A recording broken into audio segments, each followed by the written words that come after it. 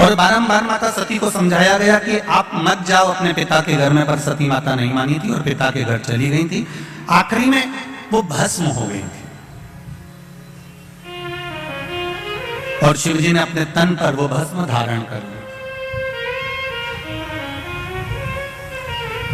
देवादिदेव महादेव ने वो भस्म अपने शरीर पर धारण कर ली। समय आ गया, भगवान देवादिदेव महादेव नेत्र बंद कर कर अपनी साधना में, अपने तप में, अपने आनंद में, अपने राम नाम में, अपने कृष्ण नाम में डूब गए।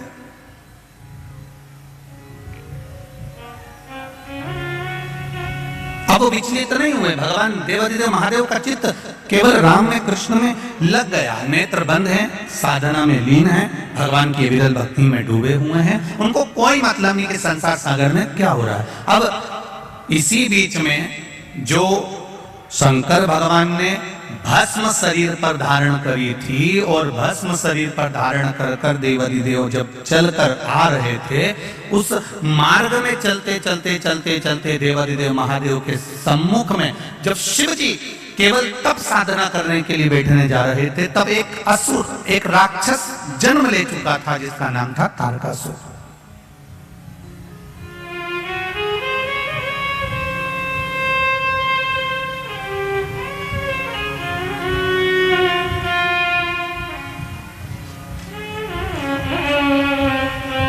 तारकासुर का जन्म हो चुका था। महाराज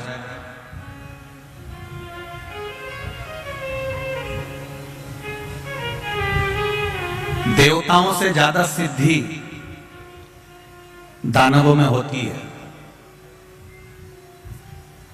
देवताओं से ज्यादा सिद्धि, देवताओं से ज्यादा विद्या, देवताओं से ज्यादा तंत्र विद्या, मंत्र विद्या, साधना विद्या, सिद्धियां देवता से ज्यादा दानवों के पास होती है, राक्षसों के पास होती है।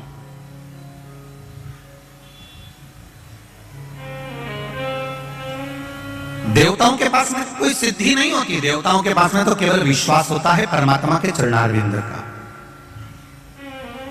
एक दूसरे के प्रति देवताओं के मन में भरोसा होता है। इंद्रदेव को भरोसा है भगवान नारायण पर, नारायण का भरोसा है भगवान शिव पर, ब्रह्मा जी का भरोसा है नारायण पर, वायुदेव, पवन देव, ये जितने भी देवता हुए हैं, गरुण वरुण, जितने भी देवता होते हैं, इनका विश्वास जागृत होता है। देवताओं से ज्यादा सिद्धि दानवों के पास में होती है।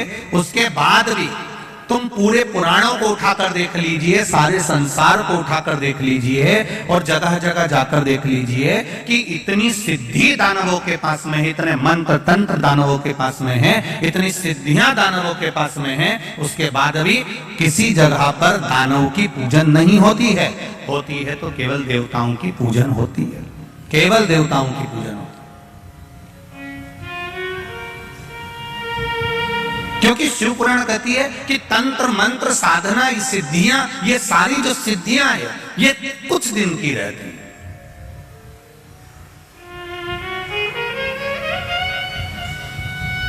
असुरों की, राक्षसों की जो सिद्धियां होती हैं, ये थोड़े दिन की होती है। पर जो विश्वास होता है, भरोसा होता है, प्रेम होता है, वात्सल्यता होती है, करुणता होती है, ये कम नहीं होती, ये और बढ़ती चली जाती है।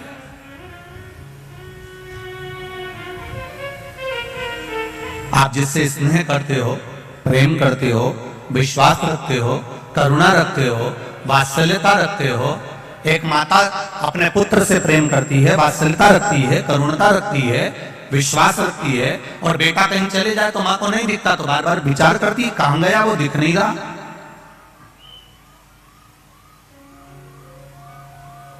वो दिख नहीं रहा। कोई कोई स्नेह जो करते हैं, प्रेम जो करते हैं, उसको देखने के लिए तड़पते हैं। और नहीं मिलेगा तो और देखने की तड़प होगी, और नहीं मिलेगा तो और देखने की तड़प होगी। उसी तरह भगवान के प्रति जब हमारा विश्वास जागृत हो जाता है, भगवान के प्रति जब हमारा प्रेम जागृत हो जाता है, ईश्वर के प्रति हमारा भरोसा जागृत हो जाता है, हमारा वात्सल्य, हमारी करुणा और हमारा स्नेह जब बढ़ते चले जाता है, तो उस परमात्मा को देखने की ललकता हमारे भीतर भी जागृत होने लगती है। उसको देखने की ललकता हमारे भीतर और जागृत होने लगती है।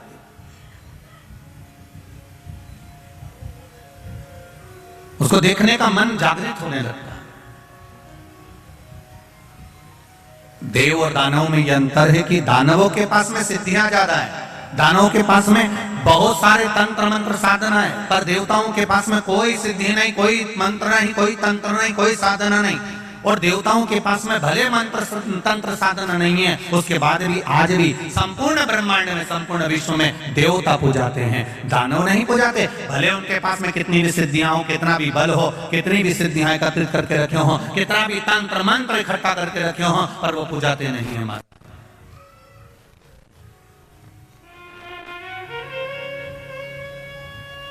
तारकासुर केवल असुरों में एक ऐसा था, तारकासुर ने यह विचार कर लिया कि मेरे पास में सिद्धियों की कमी नहीं है, मेरे पास में मंत्र तंत्र की कमी नहीं है, मेरे पास में बहुत सिद्धियां हैं, बहुत मंत्र तंत्र हैं, पर यह सिद्धियां मेरे किसी काम की नहीं है।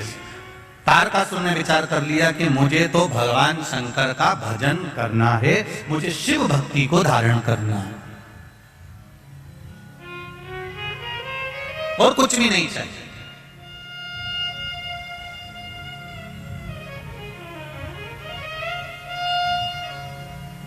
महाराज,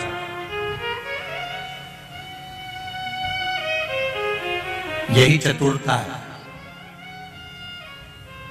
एक कील, एक हथौड़ी, हथौड़ा तुम लेकर आओ, कील ठोकी है, वो कील आड़ी टेढ़ी हो जाएगी। पर एक कारीगर आएगा और वो कील ठोकेगा, तो वो कील आड़ी टेढ़ी होगी क्या? नहीं।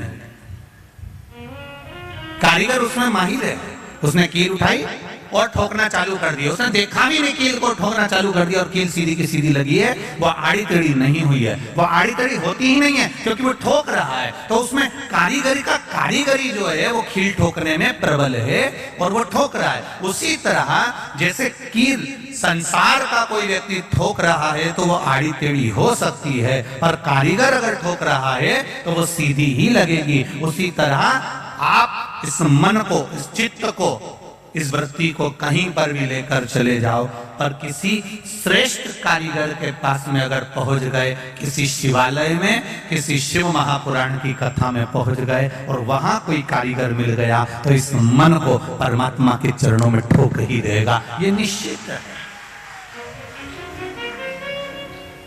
ये इसकी श्रेष्ठता है।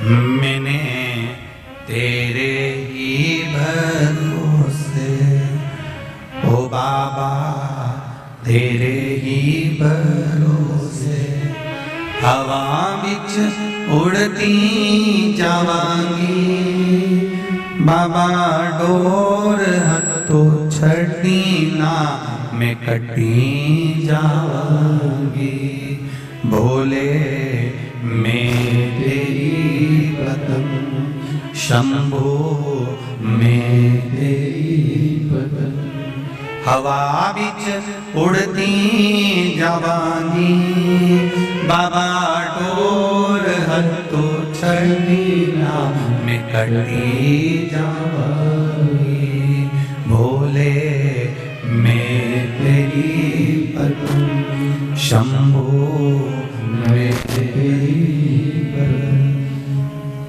इस मन रूपी कील को किसी कारीगर के पास में, किसी देवालय में ले जाकर रखो और अच्छा कारीगर मिल गया तो वो ठोकेगा। और फिर एक कील इधर उधर नहीं जाएगी। एक पतराया है, देखिए,